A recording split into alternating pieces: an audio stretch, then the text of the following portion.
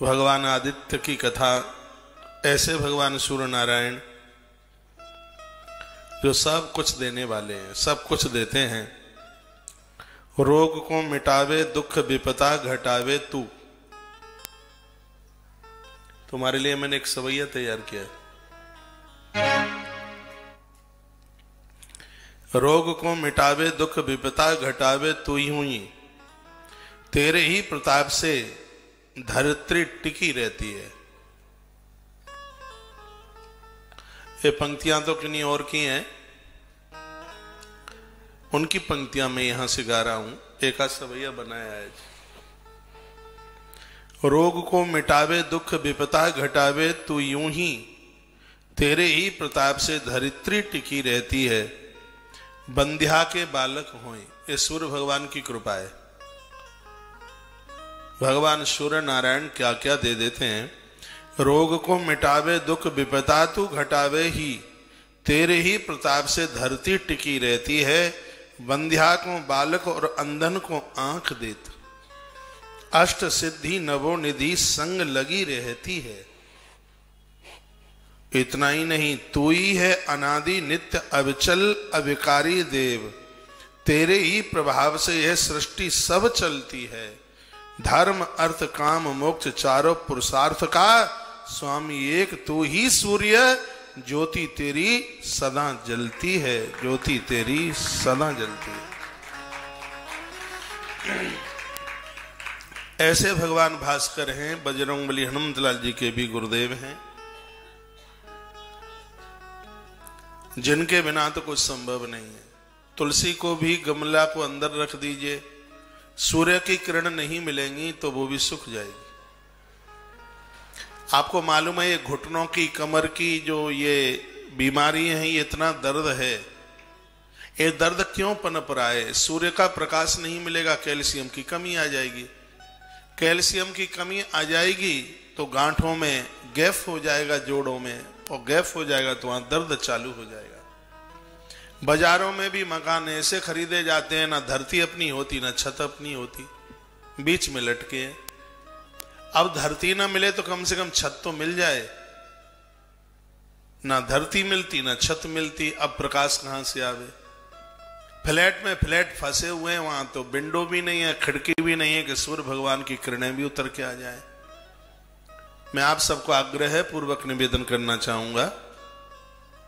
किसान लोग इस बात को बहुत ज्यादा जानते हैं। उन्हें पता है कि सूर्य और चंद्रमा के बिना फसल में बीज नहीं पड़ता। तो सूर्य नारायण की इस परम किरणों के बिना यह जीव भी आरोग्यत नहीं रहता, वो रोगी बन जाता है। नित्य थोड़ा, इन दिनों में तो धूप बहुत ज्यादा अच्छी लगती है। थोड़ा सा घर के बाहर निकल करके धूप में बैठे हैं सूर्य भगवान के सामने, थोड़ा देह पर सरसों का तेल लगाकर और फिर सूर्य भगवान के सन्मुख बैठिए। ओहो हो, ऐसा लगता है कि हम धरा पर है ही नहीं, सूर्य लोक में ही पहुंच गए। स्नान करके नहाने के बाद हल्का हल्का देह में सरसों का तेल लगाकर जहां सूर्य भगवान की खूब धूप आ रही हो वहां बैठिए। कितना आनंद का अनुभव होता है। सूर्य भगवान की किरणें, मैंने आज ही पढ़ा है, भगवान सूर्यदेव की तो किरणें कुष्ठ रोग को भी ठीक कर देती हैं। यह भगवान सूर्य नारायण का इतना बड़ा प्रभाव है। यह आरोग्यता देते हैं। इनके बिना तो आदमी पीला पड़ जाएगा। एक आपने जो पीलिया रोग सुना हुआ है, बड़ा खतरनाक है। सूर्य भगवान के प्रकाश के अभाव में उनके सन्मुख न बैठा जाए तो ये तमाम प्रकार की, यहां तक असाध्य बीमारियां भी लोगों को जकड़ लेती हैं। तो रोग को मिटावे, दुख विपदा घटावे यूं ही। विपत्ति का भी हरण करता है। तेरे ही प्रताप से धरती टिकी है। सूर्य भगवान के तप के द्वारा ये धरा टिकी है। बंध्या को बालक, जिनको संतान नहीं है उन्हें संतान, अंधन को आंख देत। भगवान सूर्यदेव को अर्घ देने से आंखें मिलती हैं, ज्योत मिलती है। अष्ट सिद्धि नवो निधि, आठों सिद्धि नौ निधियों को देने वाले भगवान भास्कर संग लगी रहती है।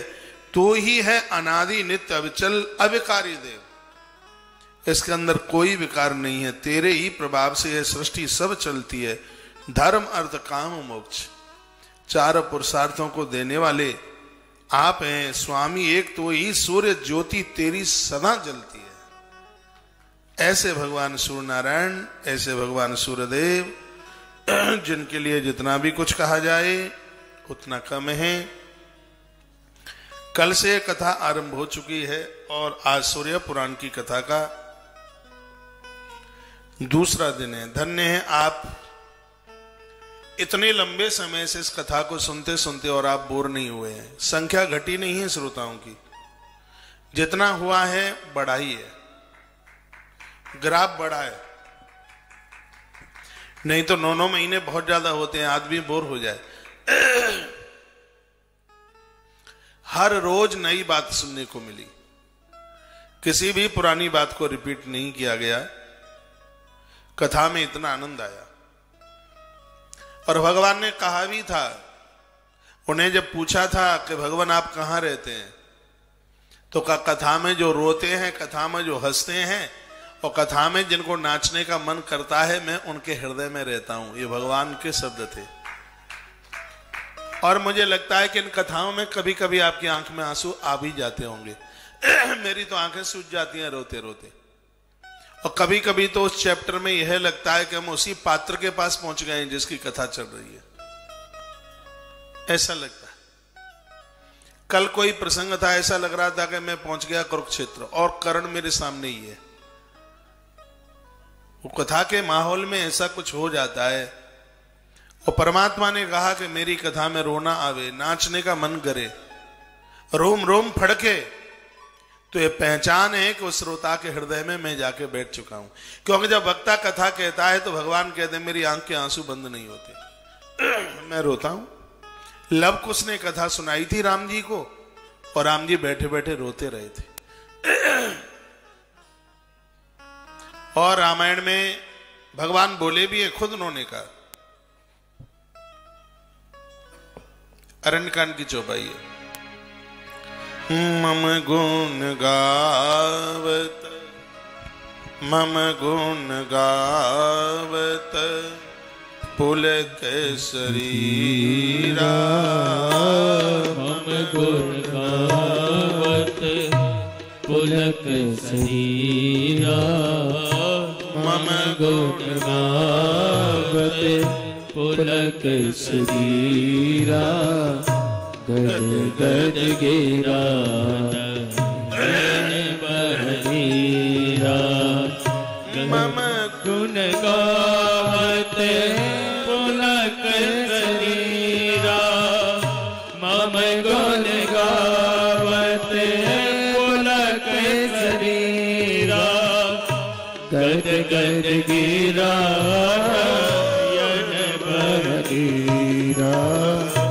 मम गुण गावत पुलक शरीरा, मम गुण गावत पुलक शरीरा, गद गद गिरा नयन बहनीरा, गद गद गिरा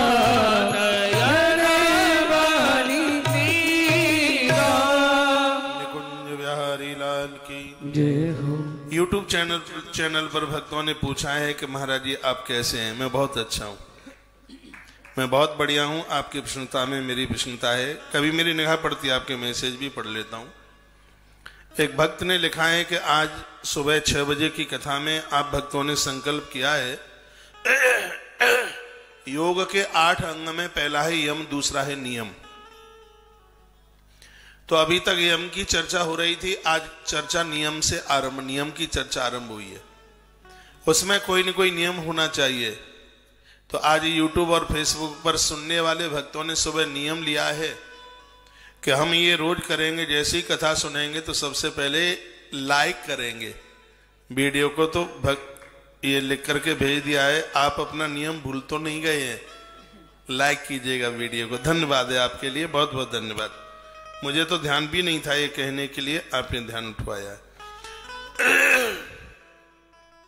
वीडियो को बराबर लाइक करते रहिएगा, आगे शेयर भी करते रहिएगा। आपका एक शेयर हजारों लोगों को कथा से जोड़ देगा और तीर्थ करने से तीर्थ कराने का और ज्यादा महत्व है। मम गुण गावत पुलक शरीरा, गद गद गिरा नेहन वह नीरा। भगवान कहते हैं कि मेरी कथा सुनते सुनते आंख में आंसू बहने लगे, तो उस हृदय में मैं स्वयं आकर के बैठ गया हूं। तो कथा में बहुत बार रोने का मन करता है, कभी नाचने का मन करता है, कभी रोम रोम फड़कता है।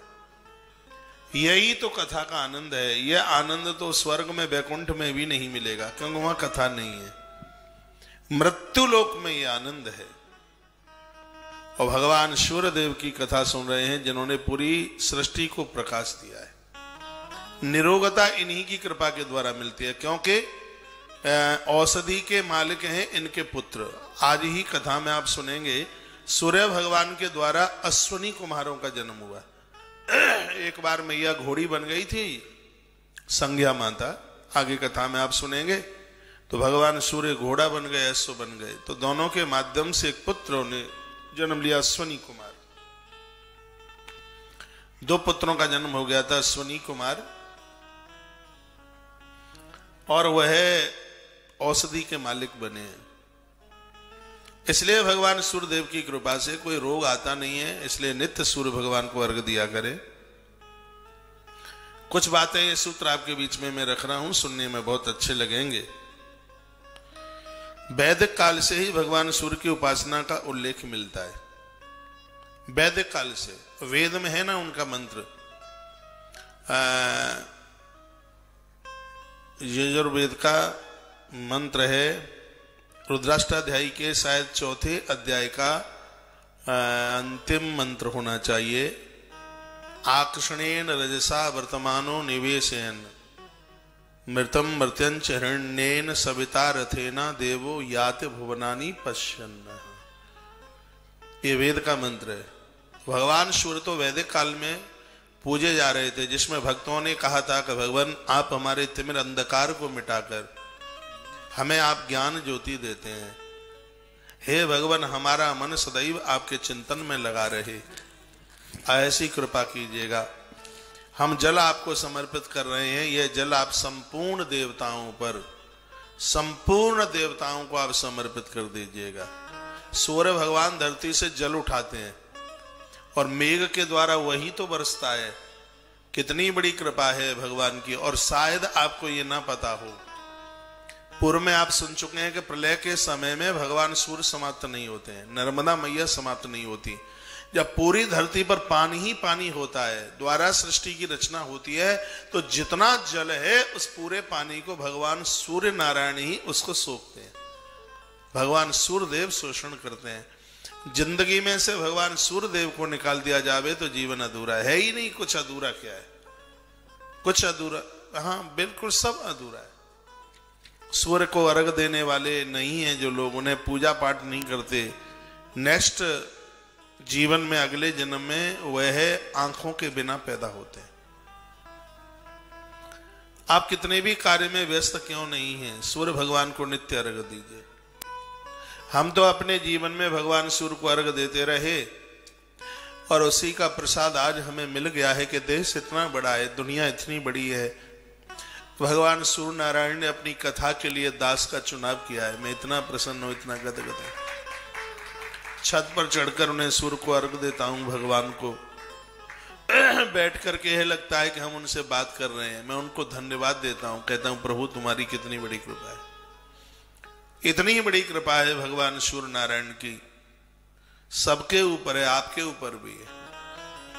उन्हीं की कृपा के द्वारा तो जठर खुलता है। सूर्यदेव भगवान की कृपा से जठर खुलता है। जठर खुलता है तो उसमें अग्नि जलती है और उस अग्नि के द्वारा ही तो भोजन पाच्य होता है, भोजन पचता है।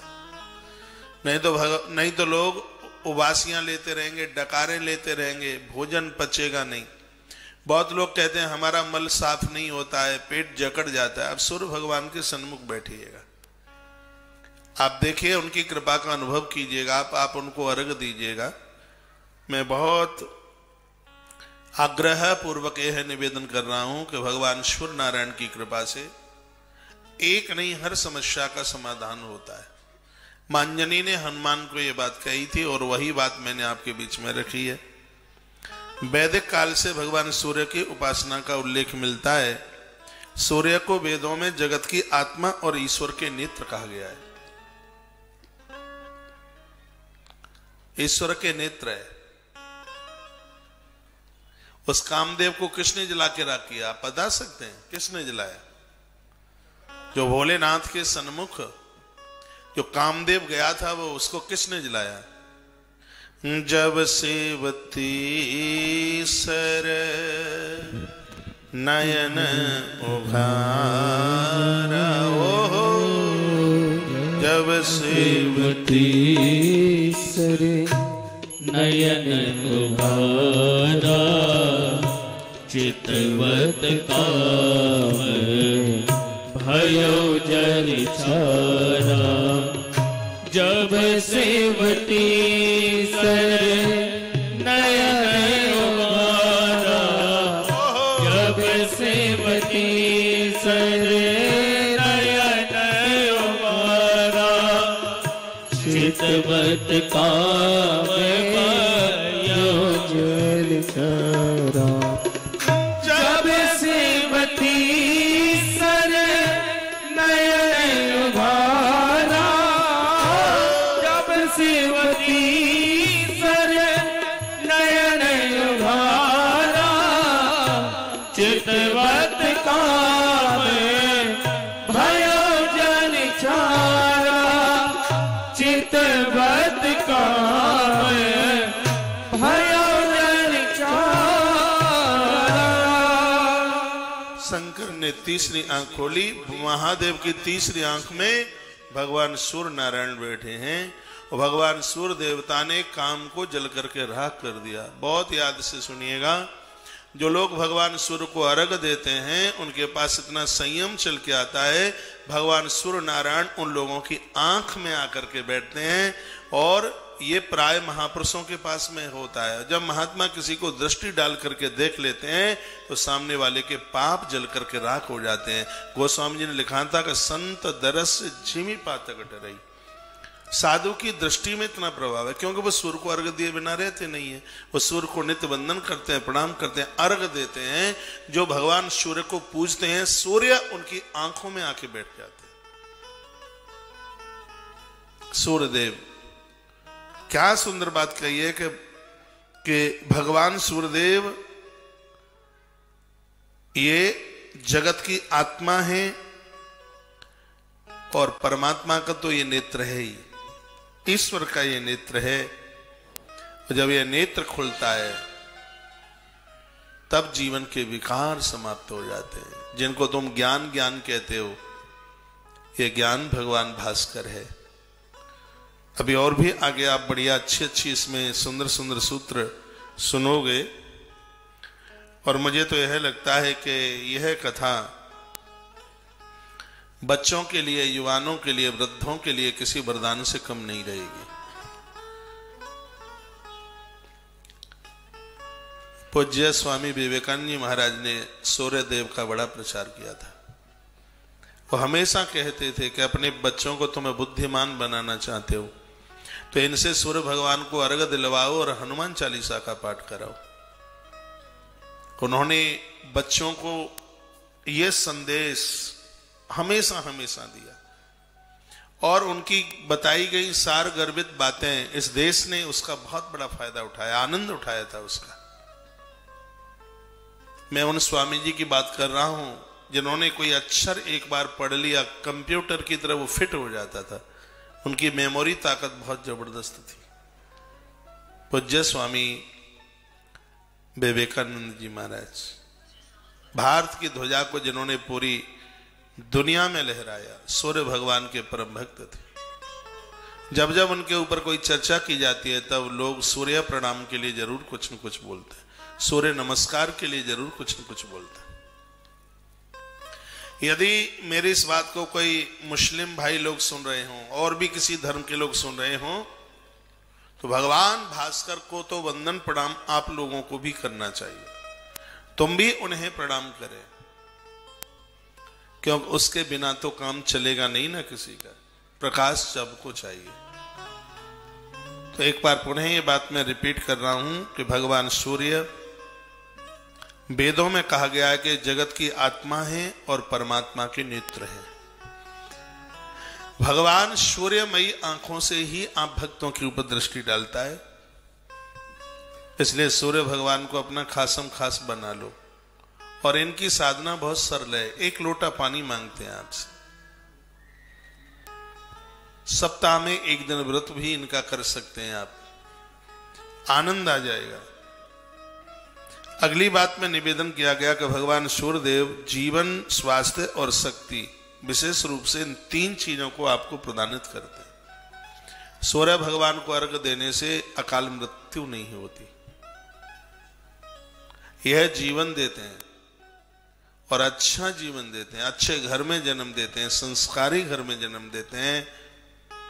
यह भगवान सूर्य नारायण का है तो की कृपा। इसलिए इन्हें नित्य बंधन कीजिए। आदिदेव नमस्तोयम प्रसीद मम भास्कर। हे आदित्यनाथ, हे अदिति के पुत्र, हे दिनकर नाथ, हे दिन के देवता, दिन के स्वामी, हम आपको प्रणाम करते हैं। आप हमारे ऊपर प्रसन्न हो जाइए। जब सूर्य नारायण प्रसन्न होते हैं तो ये क्या देते हैं? ये देते हैं जीवन, ये देते हैं स्वास्थ्य और ये देते हैं शक्ति। इनकी कृपा से कोई बीमारी आएगी ही नहीं। हनुमान जी इनके परम भक्त हैं, तो उनके लिए भी कह दिया, ना से रोग हरे सब पीरा, जपत निरंतर हनुमत वीरा। यह वरदान सूर्य नारायण का था हनुमान के लिए। कहा, तुमसे हनुमान हम इतने प्रसन्न हैं, जो तुम्हारा स्मरण चिंतन करेंगे रोग उनको छू नहीं पाएंगे। भगवान सूर्यदेव ने कहा था। तब हनुमान जी ने रो रो करके कहा था, गुरुदेव मैं रेडी हो गया हूं, ये ऋण नहीं चुका पाऊंगा कैसे भी। हे गुरुदेव, मैं ऐसा क्या करूं आपके लिए जिससे मुझे प्रसन्नता मिले कि मैंने अपने गुरुवर से जो ज्ञान लिया है उसकी छोटी मोटी कुछ मैं दक्षिणा चुका पाया। हनुमान जी ने पूछा था। तब भगवान सूर्यदेव ने, भगवान सूर्य नारायण ने कहा था, हनुमान दक्षिणा इतनी सी है कि मृत्यु लोक में मेरा पुत्र रहता है सुग्रीव। बेटा इतना सा कर देना,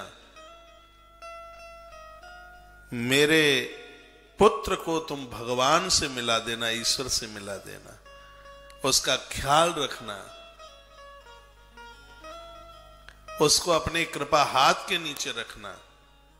यह सूर्यदेव ने हनुमान जी को कहा था। हनुमान ने वायदा किया था इस बात के लिए। भगवान भास्कर के लिए तो जितने शब्द कहे जाएं उतने शब्द अपने आप में कम है। एक बार जयकरा लगाइए, बोले बांके बिहारी लाल की जय हो।